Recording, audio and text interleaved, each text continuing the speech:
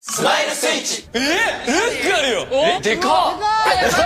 行こうぜ。めくるみたいなことなのか。せーの。バン。どのメンバーになりたい？あ、俺やっぱラウールになりたい。なんでやっぱラウールの標高から見る景色みたいな。そんなラウールどうですか？ふっかさん。なんか伸び伸びしてる感じ。じゃあ将来深澤みたいになりたいってことだよね。珍しいよね。ちょっと待ってね、珍しいようなもん。ちゃんと聞こえてる。じゃあ深澤誰になる？めめかな。ノー変装で都内を歩きたい。その歩いてなんかこうちょっとキャーキャー言われたい。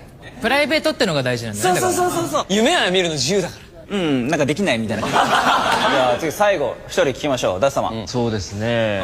祈るってなんなん？その向こう全員祈ってんのよ。伊達さんがなんで祈ってるの？阿部亮平。ルッ